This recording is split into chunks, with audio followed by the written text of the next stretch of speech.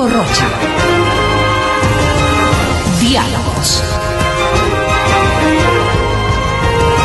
Diálogos.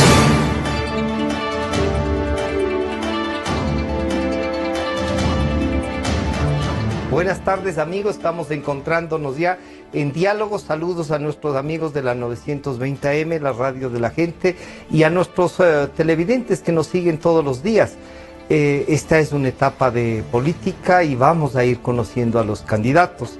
Como les habíamos anunciado el día de ayer, hoy están con nosotros Raúl Mora, candidato a asambleísta por Pichincha de Sociedad Patriótica, listas 3, y el doctor César Rodríguez, candidato de FE, listas 10. A los dos les vamos, en una primera parte, les vamos a un poco a pedir que nos cuenten cómo llegaron a esta candidatura, y luego también las propuestas que tienen en medio de la fiscalización, de la legislación, que son las dos tareas esenciales de los asambleístas.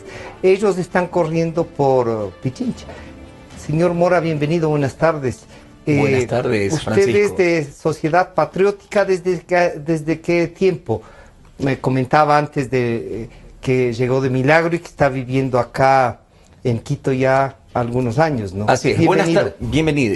Igualmente les mando un gran saludo a todos los ciudadanos del Ecuador, todas las radioescuchas y también los televidentes que están viendo este programa en esta Radio Democracia.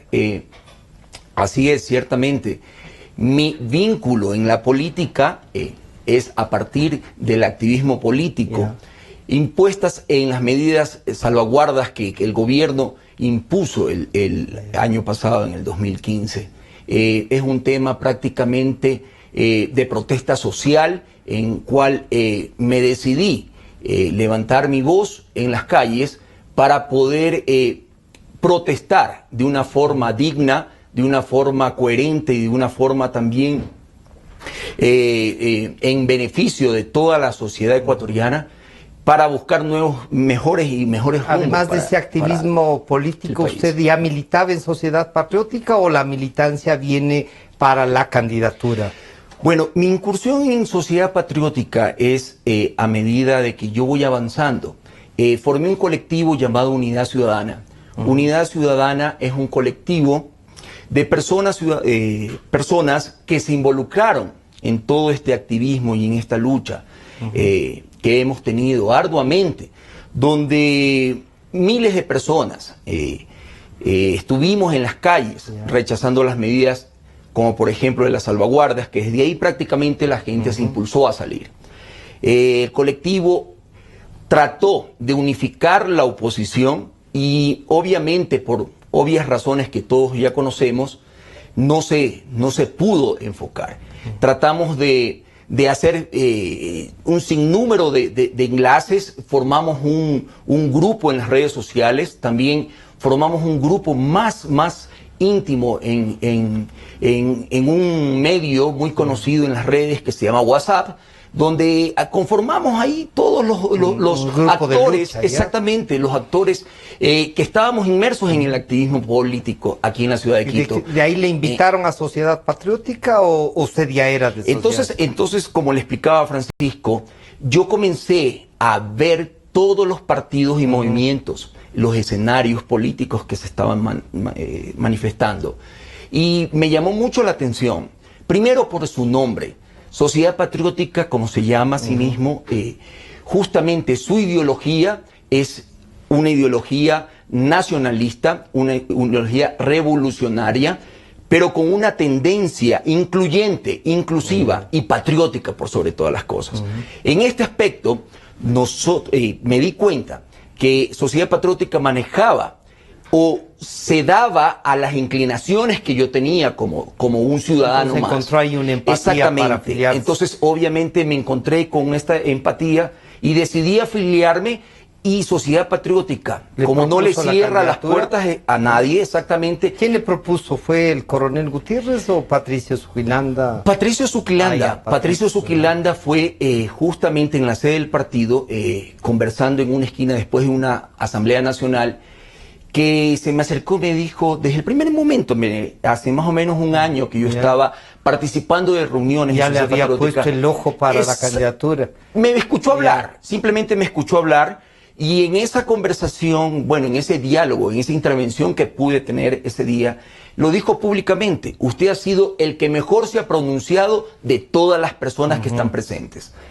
Y créame que yo en algún momento lo apoyaré en su debido momento. Y así fue. Hace 3 meses me dijo: ¿sabes qué, Raúl? Me parece magnífica tu labor, heroica, patriótica. Tú cumples con el perfil que la gente lo requiere y lo necesita. Doctor Rodríguez, en cambio, a usted ya no le va a preguntar cómo llega a FE, pero sí le va su actividad política ha estado. Usted tiene origen lojano, ¿no es cierto? Su lucha la ha hecho aquí en Pichincha, pero en la mochila esta de llegar a FE pasa tanto por, le podríamos encargar algo de este régimen, ¿no es cierto? Claro que sí. En esta mochila le encargamos algo también de lo del movimiento del prefecto de la SUAY, pero como político tomó una decisión de ser candidato por FE y las listas 10, respaldar a Abdalá Bucaram Puley y a Ramiro Aguilar. ¿Qué le motiva a usted ser candidato? Y que, digamos, lo que usted hizo campaña hace 10 años, ¿en qué va a variar ahora? Bienvenido, buenas tardes. Francisco, buenas tardes, un placer estar en su programa, saludar a mi contertulio y saludar fraternalmente a todos quienes nos ven y nos escuchan. Efectivamente, el recorrido de mi acción política tiene un anclaje, como el de la mayoría de los ecuatorianos que creíamos hace 10 años que podíamos hacer un cambio en paz y en democracia. Okay. Cuando sentimos que se traicionó ese sueño, yo pude marcar distancias y establecí, desde mi punto de vista, siendo muy coherente, mi posición respecto, y advertí incluso el camino que iba a tomar, algo que yo dije en su momento que se había transformado apenas en una caricatura de revolución, lo que estaba a ser llamado uno de los procesos políticos más importantes de la República. Desafortunadamente, ¿usted cree que en ese momento usted cree que el presidente de la República no representaba en realidad lo que en el discurso decía que representaba? Yo vi y sentí que ya en la acción política concreta empezó a cambiarse el curso de la propuesta, se empezó a abandonar uno de los principios fundamentales que constituyó esta especie de gran tsunami de la política ecuatoriana, que fue el componente ético de la propuesta. Es decir, cuando advertimos, cuando empezamos a ver síntomas de que se abandonaba ese gran eje fundamental de la propuesta, que era la revolución ética, advertimos y tomamos distancias, y no me arrepiento de ello. Le he dado explicaciones al país, he asumido mis responsabilidades históricas de grandes ingenuidades políticas que también hemos hecho en nuestro proceso político en la Constitución. Pero ahí se le van a decir, oiga, ingenuidades. Una ingenuidad usted política, que ha sido un luchador político, con absoluta claridad yo la reconozco. ¿Ya? El Consejo de Participación Ciudadana, la gran apuesta política que ingenuamente soñamos y pensamos que podía ser el contralor del poder político desde la ciudadanía, terminó siendo el mamotreto más grande, la estafa más grande, cooptada por el poder. Hoy tenemos un Consejo de Participación que apenas es una especie de agencia de empleo del gobierno, ¿no? Y entonces esas cosas indudablemente nosotros las construimos pensando con otros supuestos teóricos, pero no funcionó, no se a partir de eso, a partir de marcar reconocimiento marcó distancias, y se inició porque además el líder de Podemos estuvo también. Y yo empecé a construir, ¿no?, una organización política, efectivamente con Paul Carrasco. Intentamos 2 veces construir un partido. El primero fue el movimiento Poder Popular. En el Consejo Electoral no nos dejaron ni entrar a la puerta porque prácticamente nos dijeron no es posible. Estaba muy fresco, creo, el nivel de rompimiento con esa propuesta y nos pasaron factura muy rápidamente.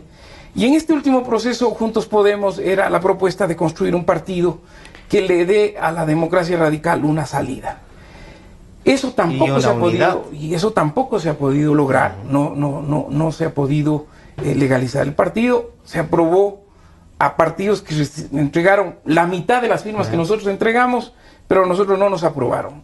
Ahí en esa línea estuve bregando, sabiendo que era difícil, por construir una plataforma de unidad, porque yo creo y sigo creyendo que la unidad es un desafío para la política ecuatoriana, signada por la fragmentación, por esta dispersión de las fuerzas, que permite que pase y que incluso corra riesgos de que se mantenga un proceso político que es nocivo para la democracia ecuatoriana. Cuando me convencí de que en este país, más importante que las posibilidades del Ecuador en su conjunto, lo que importan son los intereses de los grupos de poder con las facciones fácticas que hay, que privilegian sus intereses a los intereses del conjunto de la sociedad, cuando vi que la unidad no se podía construir porque la vieja política sigue estando presente en estos procesos, yo le dije a Paul, hermano, al costado, aquí cada uno, y él tomó una decisión. ¿Y quién le invitó a Fe? Yo tomé una decisión de conversar con Dalo, porque él me invitó a conversar. Y me gustó un hecho que es muy decidor de lo que está pasando ahorita en la política ecuatoriana. Y es que vi una insurgencia de jóvenes alrededor del Dalo, con un ejercicio muy fuerte de marcar distancias con lo que era el legado de su padre, del Partido Rondocista Ecuatoriano. La actividad del partido de su padre y sus tíos. Sí, marcando una distancia muy radical y estableciendo una propuesta abierta a construir una alternativa, y me dijo que tenía posibilidades de aportar. Así que yo estoy en la zona norte de Quito, aquí es mi lugar donde habito, donde he hecho mi vida, y creo que el deber de todo ciudadano es, en la medida de nuestras posibilidades y de nuestras pocas luces, compartir lo poco que podemos dar para apoyar un proceso político, de comprometerse socialmente. Y ahí hay una propuesta que le estamos planteando a la ciudadanía y que esperemos que en las próximas elecciones nos juguemos ahí. Raúl, entonces, la Sociedad Patriótica, a través de Patricio Zuquilanda, le presentó la posibilidad de ser candidato. Y usted nos ha dicho, yo he tenido un activismo político, social, en cuestión de las marchas, de hacer esto que es novedoso, ¿no? El activismo en las redes sociales, y que a veces algunos lo sobredimensionan, otros le dan un nivel. ¿Usted cree que es correcto acudir a la elección de inmediato después de esa actividad? ¿No hacía falta un poco más de carrera política para esto? ¿Cómo lo mire usted, teniendo el derecho que todos tienen para hacer? Así es. Mire, en un mundo globalizado, donde nos encontramos, la información le llega a todas partes del mundo en céntimas de segundos. Estamos hablando prácticamente que el Internet, como justamente este mismo espacio se transmite en vivo a todo el mundo en el instante. Entonces estamos hablando de que en el segundo. O sea, ¿usted cree que ese es un instrumento que le puso presencia? Por supuesto. Y no lo hice yo, sino que la ciudadanía, en el derecho que tiene, buscó en mí y se sintió representada con un clamor de voz. Primero, que representa una imagen nueva. Segundo, una imagen íntegra, que no tiene rabo de paja. Tercero, que es una persona que ha luchado, que ha puesto el pecho ante las balas y que tiene capacidad para poder ejercer una asamblea digna y fiscalizadora, presentando propuestas de leyes que viabilicen, primero, el empleo de la gente, porque ahorita el ecuatoriano, ¿qué es lo que requiere? Lo que más necesita es trabajo. Ya el pasado, vea, lastimosamente, ya todos conocemos que el gobierno actual, por la impunidad que tiene y por el control de los poderes que todos conocemos, ha sido imposible poderlo votar. Yo le decía al doctor Zuquilanda que claro, cómo enfrentar esto, ¿no? Cómo enfrentar un tema democráticamente. Claro, Sociedad Patriótica ha tenido un accionar. La polarización política genera esto de querer votar al presidente, es increíble. ¿Cómo entender esta parte? Si el doctor Zuquilanda, que es el candidato a la presidencia, dice que él quiere cambiar, no solo de nombre como asamblea, sino quiere volver al Congreso y que además sea bicameral. Entonces está diciendo que esta asamblea para la que usted es candidato va a ser temporal. No, de ninguna manera. Lo que él está indicando de que primero se debe reducir la cantidad de asambleístas. Los asambleístas que tenemos que estar ocupando un curul son los asambleístas que se merecen. ¿Por qué? Porque van a dignificar las leyes, además van a proponer leyes viables y también va a haber un sector que puedan ser senadores, que puedan regular todas las acciones. Pero para que eso nosotros necesitan reforma constitucional. Por supuesto. Él decía que va a ser vía consulta. Así es, una vía consulta. ¿Por qué? Porque nosotros no tenemos ahorita ni siquiera el tiempo, porque esto es de urgencia, el país está hecho pedazos en este momento, y tampoco tenemos el recurso económico para poder hacer una asamblea constituyente que usted se da cuenta, la asamblea de la Constitución donde mi contendiente estuvo a favor y que ahorita prácticamente acaba de reconocer que dice que y que prácticamente el pueblo entero se ha dado cuenta que es un mamotreto, como él mismo lo mencionó con sus palabras, y que simplemente ha servido para poder acomodar sus gestiones. César, bueno, yo ahí quisiera puntualizar. Yo he dicho que el mamotreto es el Consejo de Participación Ciudadana. Yo creo que la Constitución ecuatoriana, con todos los problemas que tiene, marca un avance importantísimo en el desarrollo constitucional de la República del Ecuador.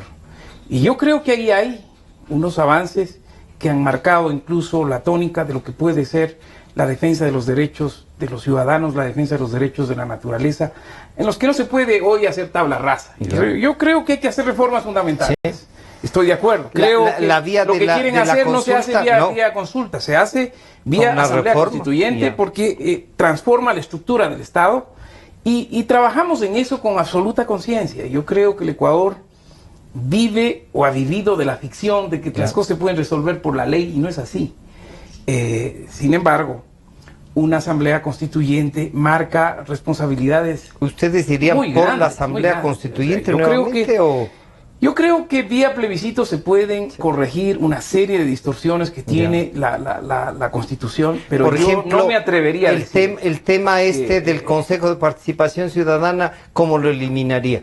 Para devolverle, por ejemplo, a la Asamblea o Congreso, como quieran llamar. Vea, en esos temas de estructura del Estado, va a ser necesario grandes acuerdos para garantizar la gobernabilidad, gane quien gane.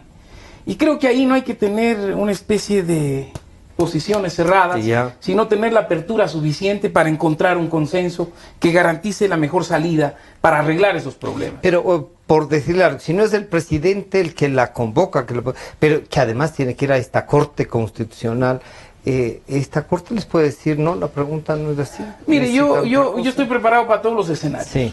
Y creo que hay que pensar en todos los escenarios. Pero, por ejemplo, en este rato, uno de los graves errores de los que no me siento corresponsable, porque si usted va a los debates de la Constituyente, yo, en el tema de la fiscalización de la Asamblea Nacional, me opuse y di mi punto de vista sobre la barbaridad que estaba aprobando la Constituyente de que a un Contralor de la República, a un Fiscal de la República, lo podíamos censurar con 63 votos.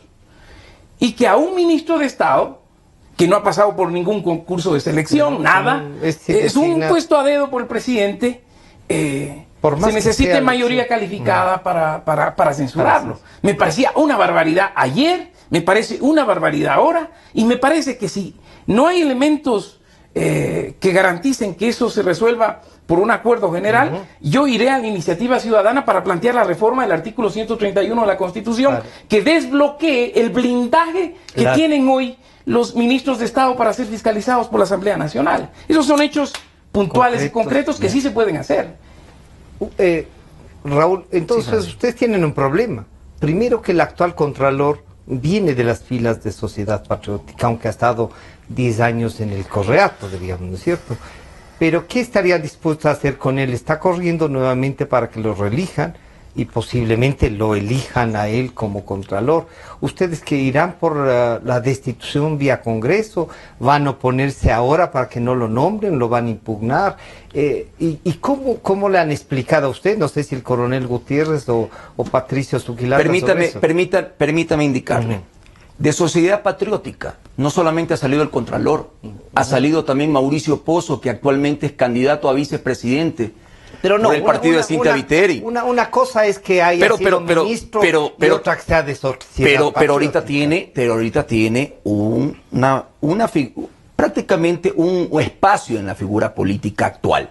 Igualmente, Guillermo Lasso también fue colaborador del gobierno y él es candidato a presidente. Pues todo el mundo tiene derecho a ejercer o a participar. El problema aquí se fundamenta es que la participación, el Consejo de Participación Ciudadana fue puesto a dedo por el actual gobierno. Y eso es lo que no quería el país, que sea totalmente independiente, que sea realmente una veeduría funcional. Y eso es lo que actualmente nos hemos dado cuenta que no ha sucedido. Por eso es el fracaso. Y no solamente de esta institución, de nuestra institución. ¿Y nombramos otros o eliminamos el Consejo de Participación Ciudadana? Me parece que el Consejo de Participación Ciudadana es una voz del pueblo. Para eso se creó. Sí. Exactamente. Pero nos ha dicho que pero es que eso es lo que no se ha dado en la realidad.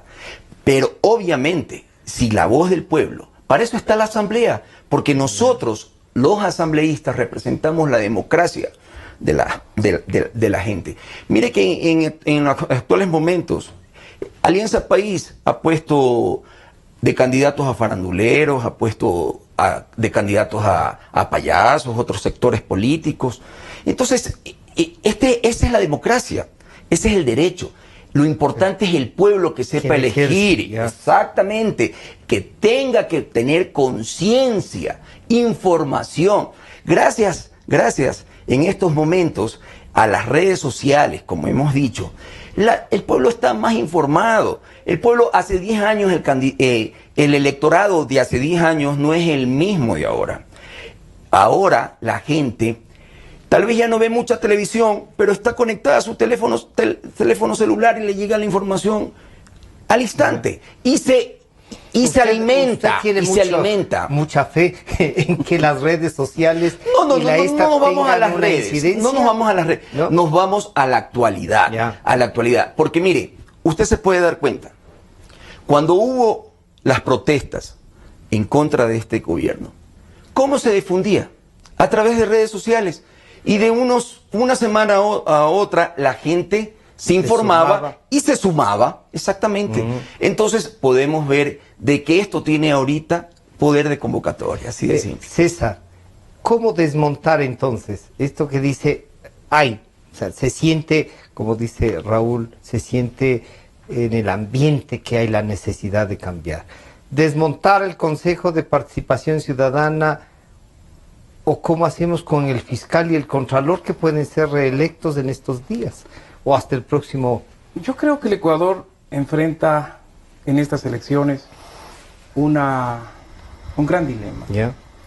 ¿Seguimos con lo mismo o hacemos un cambio que recupere la democracia ecuatoriana, que yo la siento atrapada por un modelo concentrador y autoritario?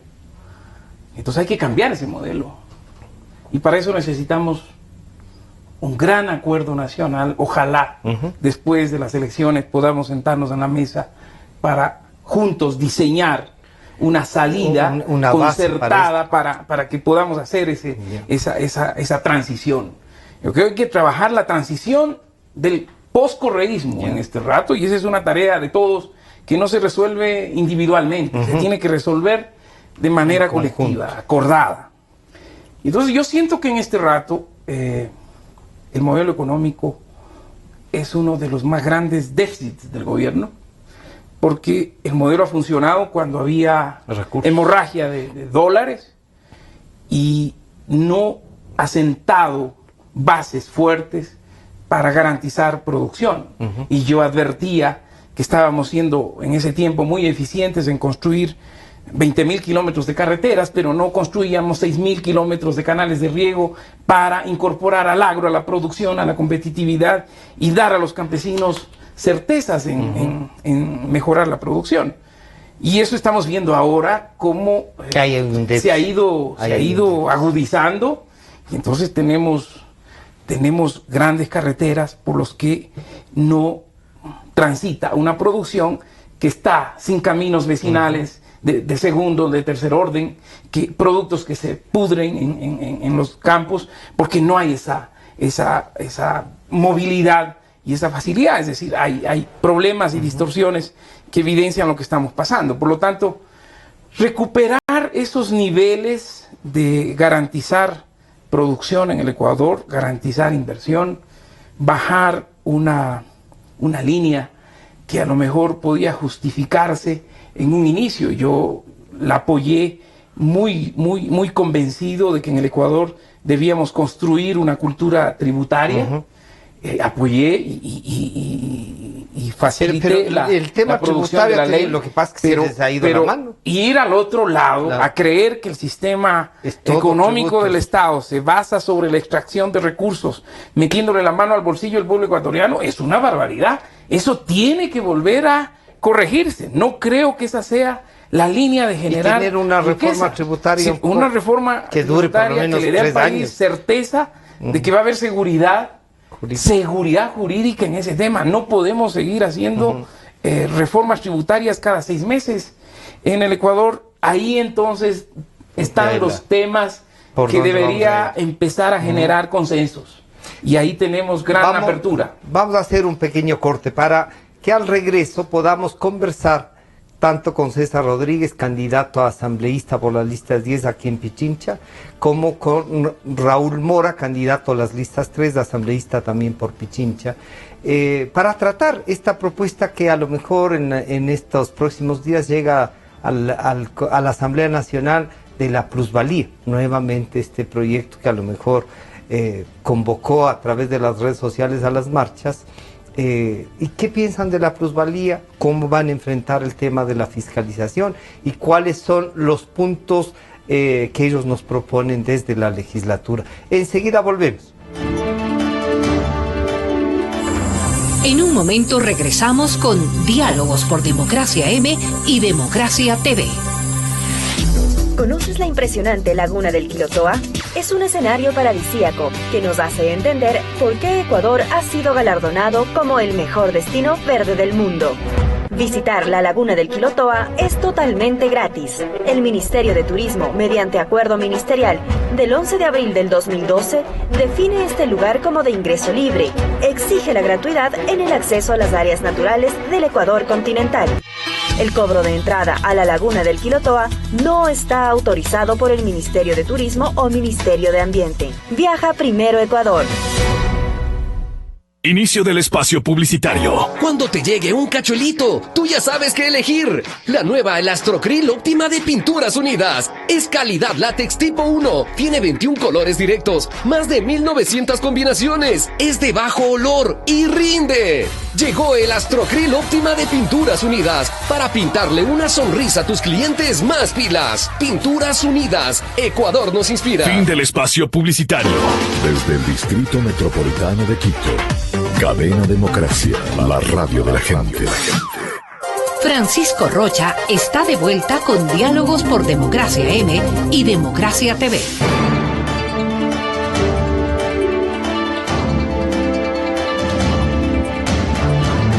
Estamos de regreso ya, amigos. Está con nosotros César Rodríguez, candidato asambleísta por el norte, por el distrito norte de la ciudad de Quito, la provincia de Pichincha, listas 10, y Raúl Mora, candidato también por el distrito norte de las listas 3 del Partido Sociedad Patriótica.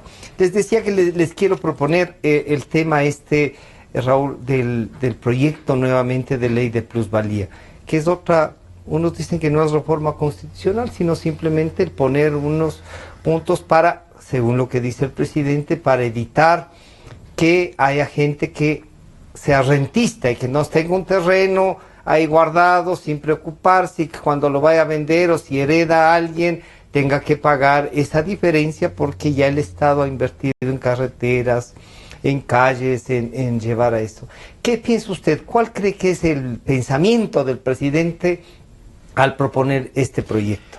Bueno, yo creo que la plusvalía es algo que no solamente le va a afectar al rico, esto le afecta al pobre y también al de la clase media, porque todos tenemos aspiración a tener un bien propio. Considero de que cuando las personas, después de aquí a un tiempo, quieran comprar un bien inmueble, van a sentirse afectados obviamente por esta ley que no beneficia. Y usted sabe que cuando uno pone una ley, pone en responsabilidad de acuerdo al marco general de la nación, porque usted es presidente de todos. No solamente usted gobierna para el pobre o para el rico o para, como él lo tildó un día, el pelucón o los revolucionarios, ¿no? Entonces, aquí en este aspecto tenemos que dar énfasis de que la plusvalía tiene que ser regulada, tiene que ser medida de acuerdo también a los estándares de la demanda. Pero entonces usted le daría la razón al presidente que sí hay que poner un tema claro sobre el tema de plusvalía, como él dice, para que no hayan rentistas, para que la gente no utilice. En esa parte que usted creería que el presidente tiene razón. Bueno, en esa parte, como en todas las leyes, por lo general siempre se busca una leguleyada. Y por lo general tratan de abusar ciertos sectores. En este caso, algunos arrendatarios a lo mejor van a querer abusar de este aspecto. Y querer cobrar exactamente antes de pagar la plusvalía. Pero el tema principal de esto va al enfoque a la mayoría. Siempre se ve una ley en base a la mayoría. El beneficio de la mayoría es obviamente de que esto de aquí no solamente afectó a la clase media alta del país, sino también a la clase también media baja del país. Entonces, por eso tenemos que hacer una reforma a esto, así como también fue el aspecto de las salvaguardas. En el tema de las salvaguardas, pero Raúl le diría, antes de pasar a lo de la salvaguarda, usted diría que pase nomás ahora lo de la plusvalía, que cuando ustedes lleguen a la asamblea lo van a eliminar, ¿o cuál sería la propuesta? ¿Frenarle en las calles al proyecto? Bueno, yo considero, mire, que incluso el derecho a la resistencia tiene que ser recuperado, porque actualmente en el Ecuador no existe en la ley, pero aplicablemente no se da. Esto de aquí tenemos que nosotros, obviamente, hacer una revisión exhausta de este tema específico de la plusvalía para ver a qué sector más beneficia. Y obviamente, si los ecuatorianos se sienten más beneficiados, tenemos que obviamente aplicarla en beneficio de la comunidad. César, nuevamente el proyecto de plusvalía, que usted lo debe haber analizado también. ¿Qué es? ¿Una especie de capricho del presidente? O como dice Raúl, sí tiene que ser legislado, hay que tener unos límites, y para completarlo, diría el presidente Correa, nos dice, porque hay gente que está abusando del valor y puede convertirse en una burbuja, sobre todo para el área de la construcción. Yo estoy absolutamente en contra de esa propuesta. Creo que está legislado lo suficiente en ese tema. Apoyé la legislación hasta el grado en el que está. Me parece que todo exceso que se quiera legislar vía casos particulares termina afectando la generalidad de la ley, y eso no es bueno. No es bueno para ninguna ley. Y creo que el presidente Correa está actuando de manera perversa, queriendo recuperar a lo mejor interlocución con algunos sectores, intentando colocar en la mesa del debate una discusión entre pobres y ricos que no es pertinente, que no se justifica. Porque me parece perverso. Diría, ¿por qué los que no tienen tierras están peleando porque no salieron a las calles? ¿Por qué los que no son herederos de grandes cosas también salieron? Es la perspectiva esa de poder llegar a tener. Porque ponerse en el plano de condenar al que no tiene a que se muera sin tener es una barbaridad. Es ilógico. Es absolutamente absurdo, inaceptable. Y entonces, en esa línea, a mí me parece sentido que quiere recuperar la izquierda más radical. Es un componente para querer animar la campaña con algunos sectores que con esta fraseología pseudo revolucionaria todavía quieren jugar. Me parece que incluso a la larga va a ser un error, porque le va a afectar a las pretensiones que ellos tenían de ganar una elección en primera vuelta. El error no será si cae la oposición en debatir esto y dejar de lado la parte que está descubriendo de la fiscalización que no han hecho otros y que está asomando ahí como acto de corrupción, y no se entran a debatir la plusvalía. ¿Qué hay que frenarle en las calles? A mí me parece que ese es un globo de ensayo que está destinado a pretender ser un gran distractor. Y en eso es especialista el gobierno.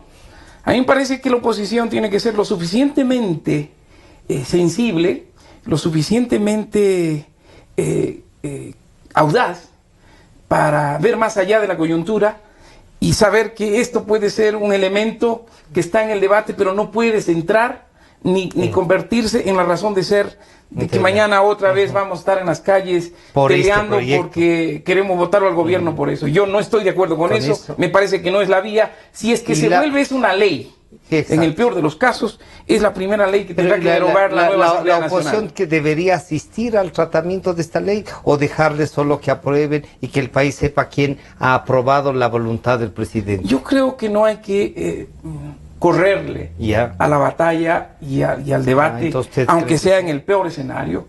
Y yo creo que la oposición debe hacer un ejercicio de desnudar los intereses ocultos que trae esa propuesta legislativa y tiene que estar en el pleno peleando. Yo no creo en el abandono de la cancha, no creo que deben hay que dejarle ahí decirle, porque eso respondan no es, ustedes nomás, ¿no? No, yo creo que hay que darle batalla y hay que darle pelea. Siempre creo en esa vía. Yo en cambio considero de que la oposición ya ganó. Ya ganó porque el gobierno actualmente tiene una imagen deplorable.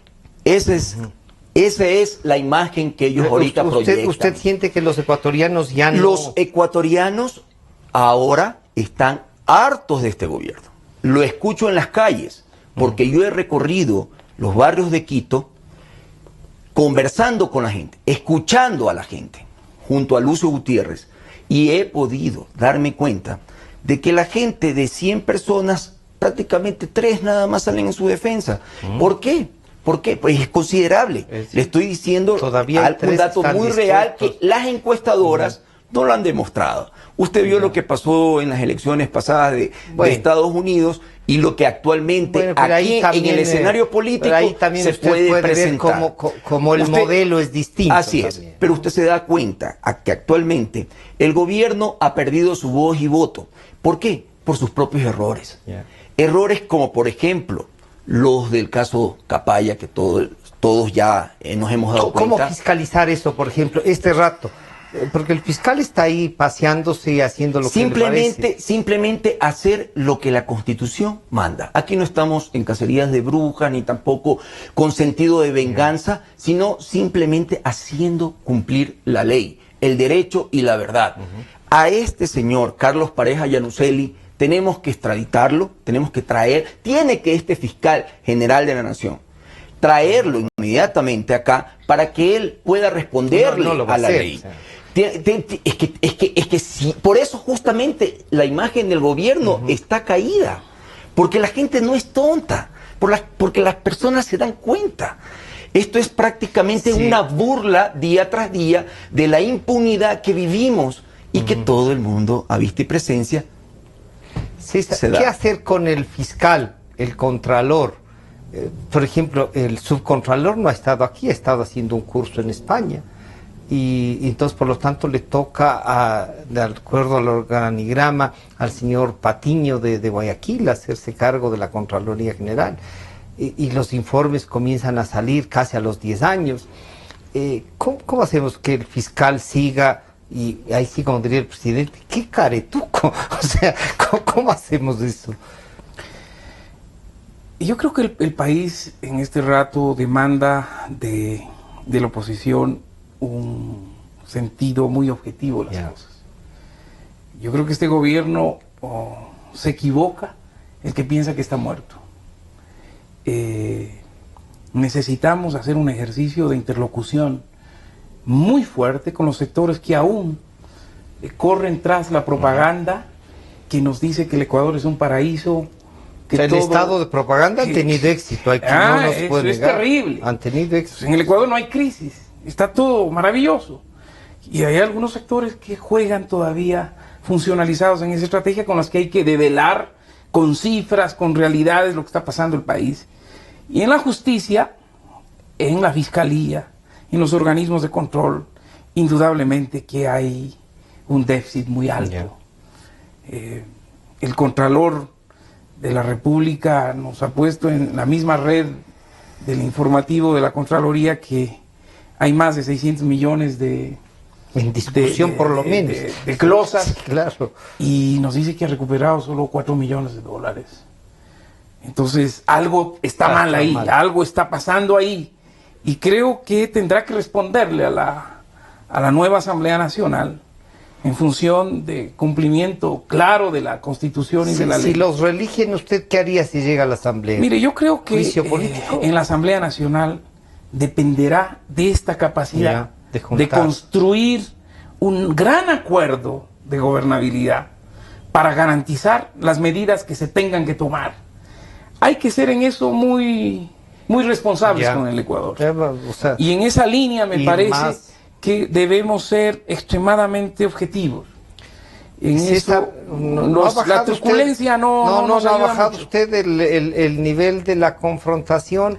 Usted, como diría, los que ya le conocían, era más peleador, ponía más cara. Ahora lo veo que la fe le ha hecho las propuestas nuestras, bajar un poco la tensión. Las propuestas nuestras les dan pavor y pánico a quienes hoy están haciendo del Estado un mal uso.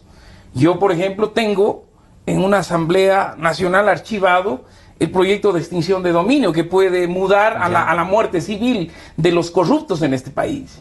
Y eso es una propuesta que está de ahí, combate real a la corrupción en este país. Presentado y está ahí y lo vamos a impulsar en la medida en que a la corrupción no le afecta mucho que le manden 20 años a la cárcel. Le afecta mucho cuando le meten la mano al bolsillo y le recuperan la plata mal habida. Ahí me acuerdo de un banquero que pasó 7 años y salió a disfrutar de la riqueza sin problemas. Sí, claro. Entonces, una ley como la de extinción de dominio que la plata mal habida la recupera para el Estado y la invierte en educación es realmente el golpe al corazón de la corrupción y del crimen organizado. En esa línea, yo creo que más allá del discurso, el país demanda una transición, digo yo, no traumática, demanda una transición ordenada y todos los sectores políticos deberíamos construir esa agenda, y creo que esta campaña va a servir para ir poniendo sobre el tapete los temas en los que vamos a tener grandes acuerdos y en función de eso desarrollar una gran estrategia de acuerdo para construir esa propuesta nacional. Así que yo no creo que he bajado mi confrontación ni mi ánimo de lucha, sino que lo he macerado en el sentido de que el país demanda en este rato más que estridencia, necesita estrategia clara, y en eso vamos a aportarle al Ecuador. Raúl, entonces aquí tenemos una cosa. ¿Cuál sería, tanto en el tema de la fiscalización cuanto el proyecto más urgente que usted cree que hay que hacerlo en la próxima asamblea? Mire, le voy a decir algo. El próximo gobierno que se instaure en el poder, que yo considero que en toda la oferta electoral, el Ecuador esta vez tendrá y está obligado por esta urgencia que tenemos y esta debacle social, económica y política que atravesamos, en poder y saber elegir. Y esta vez tenemos que elegir por una persona que tenga una trayectoria política, que sea un verdadero estadista, que no sea alguien improvisado, que no sea alguien que nos venga a hablar bonito y que prácticamente nos deje peor de lo que estábamos. Para esto, yo propongo que el próximo gobierno, y yo también a la vez felicito, de verdad, lo felicito al gobierno, porque el proyecto hidroeléctrico, de las hidroeléctricas, me parece que es un proyecto totalmente acertado, que no supieron para qué lo iban a hacer, porque obviamente ya van a salir. ¿Usted cree que le salió a las ciegas algo que era necesario? Créanme que es un acierto, porque el próximo gobierno deberá de aprovechar y de instalar un proyecto. Mire, pero tenemos lo que usted nos acaba de decir es, usted va a revisar el costo de las hidroeléctricas. Tenemos un proyecto en el cual queremos desarrollar está desarrollado en su análisis completo sobre un tren eléctrico que va a ocupar 4.000 kilómetros de línea de tren vial. ¿Para qué? Para que la gente pueda trasladarse y descentralizarse ciudades como Guayaquil, Quito, Cuenca, y pueda la gente pero Raúl, llegar ahí va a ser líneas férreas por carretera. Líneas, mire, este proyecto es sustentado obviamente con la energía pues que está haciendo el gobierno actualmente. Que va a dejar ahí. Exactamente, es una energía prácticamente, y es un proyecto, totalmente viable. César Rodríguez, es cierto, pero eso no lo hace a través de la legislatura. ¿Y usted qué propondría ahí? Esto es un proyecto de gobierno, política de Estado. ¿Para qué? Para obviamente fomentar el empleo y el desarrollo en el país. Ahora, como proyecto de ley, yo me baso justamente en la juventud. Esta juventud que tiene prácticamente sesgado el ingreso a universidades. Para eso yo estoy proponiendo una ley técnica universitaria de libre ingreso a universidades, pero con carreras bachelor que puedan servir internacionalmente. Exactamente. Y con este título técnico puedan saltarse a tener maestrías, obviamente, que valgan en todos los países. ¿Cómo lo vamos a hacer? Cumpliendo los estándares internacionales, socializando esta propuesta a nivel de las universidades extranjeras y poniéndonos al nivel de ellas. Claro. Esto va también a desarrollar. Cuando uno va a una universidad extranjera puede venir con el título que le dé su país, que si no califica, no califica. No necesita tener a veces ni plata, pero sí calificar. Exactamente. Entonces lo que usted diría es elevar el nivel educativo. Primero que va a elevar el nivel educativo. Segundo que va a dar la alternativa a que las universidades puedan tener más carreras de maestrías. César, a ver, yo creo que veamos, por ejemplo, ahí yo les diría, de este tipo, yo creo que la propuesta nuestra, que tiene 3 ejes: combate a la corrupción, protección de derechos y generación de empleo. En este tema que estamos abordando, en el tema educativo, yo creo que hay que hacer una cosa radical. Hay que acabar con esa barbaridad de examen nacional de superior que está impidiendo a los estudiantes ecuatorianos ir a la universidad, que les está vulnerando el derecho a escoger con libertad la carrera que, si nosotros hubiésemos tenido este instrumento terrible, a lo mejor no estudiábamos lo que queríamos. Eso tiene que acabar. Eso es una distorsión y una barbaridad que en la ley hay que reformarla de manera integral y garantizar una reforma integral de la ley, pero que además le permita a todos hacer que un examen que nos dé yo siento que deberíamos hacer nivelación nacional hasta que el sistema educativo nacional logre tener un absoluto nivel en la última escuela y el último colegio de la frontera con el de la ciudad, de la gran ciudad. Hasta que tengamos ese equilibrio, yo creo que hay que construir un gran espacio para dar la oportunidad a todos, un propedéutico general para que todos los jóvenes tengan ese espacio que les permita nivelarse y pelear por su derecho y competir con absoluta libertad, sin esta especie de que una maquinita te dice: yo acabo de ver aquí en un barrio marginal de Quito a un carpintero que se saca el aire para educar a su hijo y que no puede porque le salió, siendo un gran egresado del colegio, le sale que tiene que ir a estudiar en La Tacunga, una carrera que no le gusta, pero le dieron esa.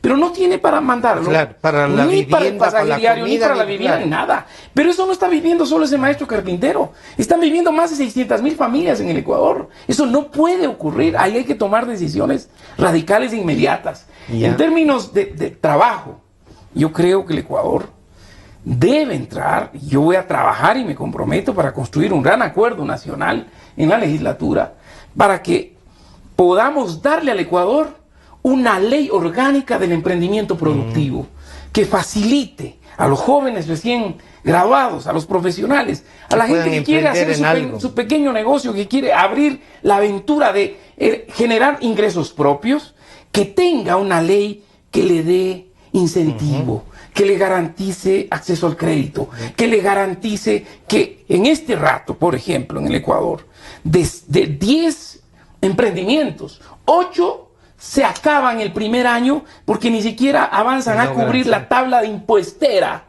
el SRI está realmente ahorcando el emprendimiento en el Ecuador. Por lo tanto, hay que pensar en la ley, poner exención tributaria a los emprendimientos en función de la inversión hasta 5 años. Hay formas de ir generando una plataforma que le dé a la juventud y a todos los ciudadanos la capacidad de que una ley le garantiza acceso a que un emprendimiento pueda ser desarrollado, y no es de locos plantearnos, así como hay para los agricultores un banco de fomento, un banco de los emprendedores en el Ecuador. ¿Uno nuevo? Y eso, ¿O generar un área generar una capacidad que entre banca pública y banca privada también se genere un fondo para garantizar línea de emprendimiento y acceso al crédito para los emprendedores en el Ecuador. Se nos está yendo el tiempo, y lo que les voy a proponer es que usemos esto para que nos den 3 razones por qué los quiteños y la gente pichincha deberían votar no solo por los candidatos a la presidencia de ustedes, sino por ustedes mismos a la asamblea. Entonces, Raúl, ¿por qué deberían los quiteños votar por Raúl Mora en las listas 3 para que vaya a la asamblea, y a lo mejor también para que Patricio Zuquilanda sea el presidente y hagan equipo, ¿no?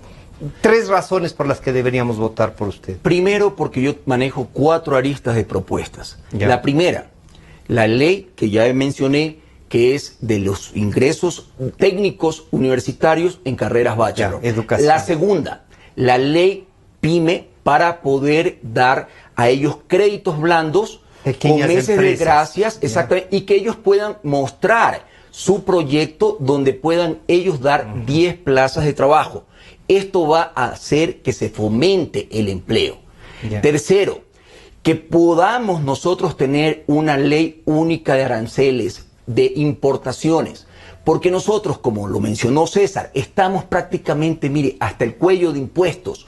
El país lo que necesita es trabajo, trabajo y trabajo. ¿Cómo se consigue esto? Con menos impuestos, más seguridad jurídica y, sobre todo, menos corrupción. Porque ahí es donde vamos a entrar nuestra acción como asambleístas, donde vamos a poner realmente la mano para poder recuperar. Mire, se calcula que aproximadamente, y lo está indicando el doctor Patricio Zuquilanda, con pruebas en manos ya lo va a declarar, que 70.000 millones de dólares prácticamente son los que están exactamente, y él los va a demostrar en qué se ha perdido. Entonces, ese tipo de aristas, con también, obviamente, como joven que soy y ex deportista, fui vicecampeón panamericano de natación juvenil, representando al Liceo Naval, que considero, y les mando un gran saludo a mis compañeros cadetes del Liceo Naval. Obviamente, así es. Considero que fue el mejor colegio del Ecuador en su momento, que desgraciadamente también el presidente Correa se metió con ellos por decirnos prácticamente que somos esas serían sectaristas. Las razones para votar por Raúl Mora y las listas 3. Obviamente, y simplemente el pueblo ve, observa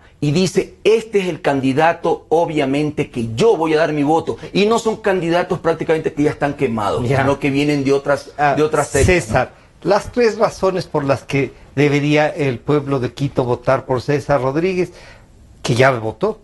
Al pueblo de Quito le diría con absoluta transparencia: Fuerza Ecuador es una fuerza joven, y creo que los jóvenes valen una apuesta estratégica, valen una oportunidad, y creo que hay que dar esa apuesta histórica para la juventud en el Ecuador, porque Dalo Bucaram representa esa capacidad, esa fuerza. Perdón la interrupción, ¿usted cree que Dalo ya está preparado para creo que Dalo, como los jóvenes en este país, solo necesitan una oportunidad para probar que pueden. El Ecuador ya lo hizo. Acuérdese cuando eligió al primer joven en la recuperación de la democracia, a Jaime Roldós Aguilera.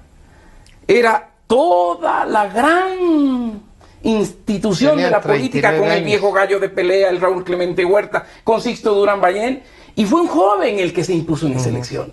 Y hoy está pasando un cuadro muy parecido. Vamos a recuperar la democracia de la mano de un joven, y creo que vale la pena esa apuesta. Segundo, me parece que hay una propuesta que la vamos a ir conversando, que la hemos venido construyendo de manera colectiva, y que nos dará las razones para ocupar una voz y un puesto en la Asamblea Nacional.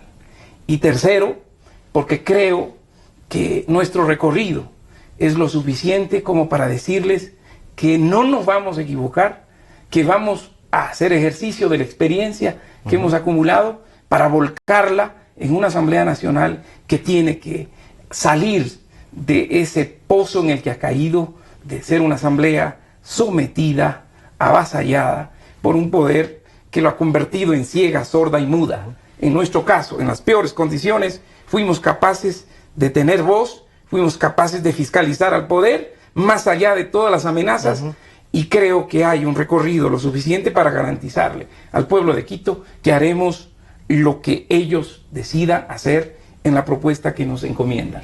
Y nosotros estaremos aquí para hacer el seguimiento de la campaña, para ir ampliando el debate, buscando las razones, las propuestas que vayan generando.